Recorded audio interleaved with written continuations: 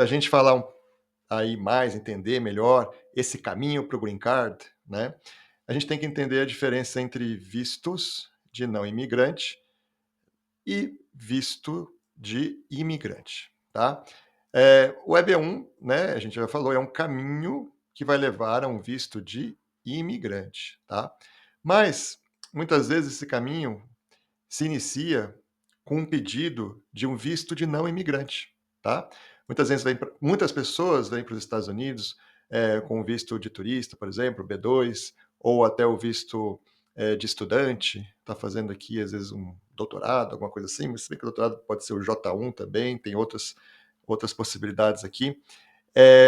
E também, ou né, também pode acontecer de ter um visto H1B ou um visto O1. O visto A1 ele é interessante porque nem sempre tem que ter uma oferta de trabalho, né, não tem limite de vagas por ano. É um visto de trabalho diferente aqui, que bem interessante. O H1B já tem um limite, né, de vagas por ano. Tem algumas áreas que são isentas desse limite, mas em geral vai ter esse limite. E tem que trabalhar sempre com uma oferta de emprego, tem que ter um empregador bem definido. O A1 às vezes permite que você tenha um agente aqui que vai trabalhar por você. E obviamente que tem alguns requisitos em cima disso, mas enfim, temos uma aula de O1. Quem se interessar sobre o O1, vale a pena dar uma olhada nessa aula.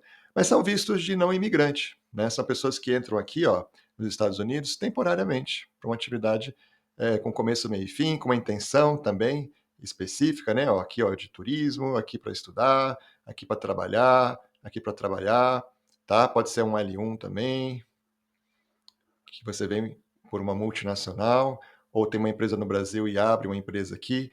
Então, o que acontece é que esses vistos são de não imigrante, né? Em geral, quando você entra com visto de não imigrante aqui, você mostra que tem uma intenção de voltar. Tem alguns vistos que a administração imigratória aqui sabe que você pode vir a ter a intenção de ficar, né? Mas, em geral, você vem com a intenção, né, de voltar para o Brasil. Mas, né, depois de 90 dias aqui, às vezes muita coisa muda, né? Você está até com visto de turista mesmo, não recomendo fazer isso, tá? Mas você está até com visto de turista mesmo, você poderia aplicar por aqui, né, para um EB1. E aí a gente está falando numa petição para reconhecer que você tem habilidades extraordinárias, e uma outra petição para você poder ficar aqui, que é um ajustamento de status, enquanto corre esse pedido, né? No caso de EB1, ele está sempre possível de você já estar aqui e já ficar. O EB2, não. É quase impossível hoje em dia que isso aconteça, tá?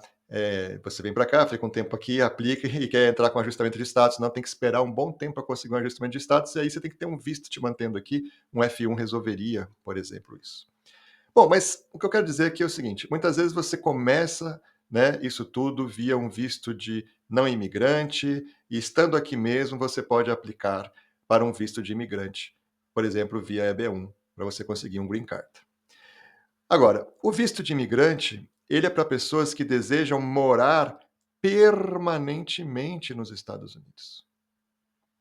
Você está sendo admitido para morar nos Estados Unidos, para viver aqui, de uma maneira permanente. Você conseguiu o Green Card, ele vai ter lá uma validade inicial de 10 anos, depois de 10 anos você vai renovar, e vai renovar, e vai renovar. Se no meio do caminho você preferir, você pode, depois de 5 anos, com o Green Card, pedir a sua cidadania. Percebe? É totalmente diferente, né? Agora, se de um lado eu posso morar, viver permanentemente aqui, trabalhar, pegar financiamento para fazer um doutorado, né? Você pode, quem tem Green Card para cima, né? Green Card cidadão, tem muitos direitos, né? Que quem é só um não imigrante não tem, né? Mas se de um lado tem tudo isso, é muito bom, de outro você sabe que você tem compromissos aqui, tá? Então, se você tem uma residência permanente, você tem que ficar aqui nos Estados Unidos. Se você, numa única viagem, ficar mais do que 6 meses fora dos Estados Unidos, você entra numa situação de ter que se explicar e você pode perder o seu Green Card. Se ficar um ano, então, é considerado abandono automático de Green Card, tá?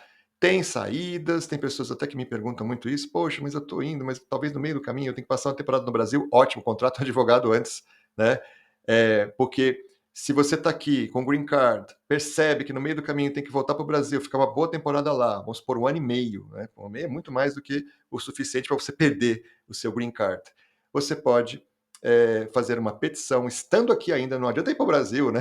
E depois pedir lá. Estando aqui ainda, que vai te permitir reentrar, e aí você reentra e o seu green card não está perdido. Vai pagar um pedágio ali, né? Para poder depois pegar a cidadania, sem problemas, pelo menos você manteve o seu green card, tá? Então, nós estamos falando aqui de EB1 como um caminho que concede a você um visto de imigrante. Isso é muito bom, né? Bom, mas vamos falar mais desse EB1, né? A gente chama de visto, mas na verdade EB1 é um caminho, mas todo mundo fala, né? Que visto EB1, visto EB1. Ele não é um visto exatamente, né? Ele é um caminho para você ter um green card. Mas é normal usar essa expressão, a própria imigração usa, né? Ela fala assim. E a gente quer entender agora esse EB1 como uma categoria de visto de imigrante, mas destinada a 3 subcategorias. É isso que a gente vai ver agora, tá? Aí você entende aí qual que encaixa melhor para você. Então, tem esse aqui que é o clássico, vamos dizer assim, que é o mais comum, tá? Que é o EB1A, que é para indivíduos com habilidades extraordinárias, tá?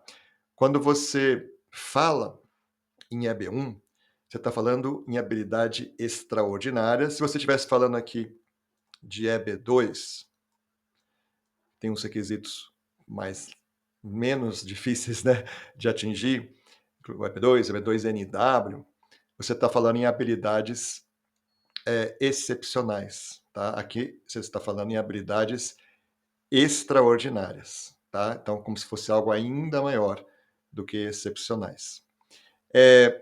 Essas habilidades extraordinárias vão ter que ser provadas, tem vários critérios para ver se você se encaixa numa dessas habilidades, nesse critério, né, que é um critério de você ter habilidades extraordinárias, e você pode estar em qualquer uma dessas áreas aqui: ciências, artes, educação, negócios e esportes. Ou seja, tudo, né? O que é que tem que não encaixa em alguma dessas situações aqui? Onde está o médico? Está aqui. Onde está o engenheiro? Está aqui. O advogado? Está aqui. É ciência também. É um tipo de ciência com algumas particularidades aí, mas está aqui também. Percebe? Você tem aqui um número muito grande, né, de áreas que você vai colocar como se fosse ciência, né? Uma área científica, uma área que tem um conhecimento científico envolvido ali, tá? E aí, claro, artes bem amplo, todos os tipos de arte, educação, negócios, não estou falando de business, pessoas que trabalham mesmo com negócios, né? Que administram empresas, que são gerentes, CEOs de empresa, e esporte, ok? Então é muito amplo. Qualquer um que tiver habilidade extraordinária, de uma maneira ou de outra, a gente vai conseguir encaixar, né, aqui nesse EB1A, e aí é ver se a pessoa atende aos critérios, né, que aí já é outra conversa. O EB1B aí diz respeito a professores ou pesquisadores de destaque, tem que ter um prestígio aí muito diferenciado. O problema aqui é que precisa de uma oferta de emprego, tá? E aí eu vejo muita gente, né, a gente vai conversar, tem clientes, né? Ele fala, não, eu encaixo aqui, eu sou professor. E ele realmente encaixa, né? Mas aí, como tem que ter uma oferta de emprego, às vezes está um pouco difícil naquele momento, naquela situação. E aí a gente fala, olha, melhor a gente aplicar por aqui, ó, tá? EB1A, tá? Porque geralmente quem está aqui, você consegue trazer ele para cá. Naturalmente que, mesmo no EB1A, você tem que dizer o que você vai fazer aqui e dizer que você vai continuar fazendo o que você já fazia e tudo mais, né? Tem que ter uma correlação entre o que você já fazia e o que você promete que vai continuar fazendo aqui. E aí tem que ver como vai trabalhar isso, tá? Porque se você é pesquisador e é professor, e só é pesquisador ou só é professor, em tese você teria que ir para essa categoria aqui, tá? Mas, enfim, nem todo mundo é só professor ou só pesquisador. Tem às vezes uma consultoria que a pessoa faz em paralelo, tem várias situações aí envolvidas que podem levar a pessoa a ser a aplicação, né, de alguém que quer fugir um pouquinho dessa coisa de ter que ter uma oferta de emprego, encaixar no EB1A, tá? Bom, mas, claro, professores que têm esse tipo de destaque, obviamente que também se eles esperarem um pouquinho, tiverem paciência, contratar uma assessoria para ajudar nisso, vai aparecer essa oferta de emprego. E aí o EB1B fica bom, porque só tem que atender 2 critérios no EB1B, enquanto que no EB1A são 3, tá? Critérios duros, rigorosos, então 2 já ajuda muito, né? É isso. E também temos o EB1C para executivos e gerentes de multinacionais. Então, alguém está, por exemplo, no Brasil, vem para cá ou para abrir uma multinacional ou para uma empresa que já existe aqui. Às vezes é a empresa sede, no Brasil é a filial, ou no Brasil temos a sede e aqui a filial. Ou seja, temos uma multinacional aqui, a pessoa vem para os Estados Unidos para atuar nessa posição, tá? Diretor, CEO da empresa, tá? E aí ela fica um tempo aqui, tem um visto L1 para isso, tá? Depois de um ano aqui, ela pode começar o seu pedido de green card, se a empresa estiver dando certo, se for uma empresa nova, né, por exemplo. Tá, tem que estar tudo certo ali com a empresa.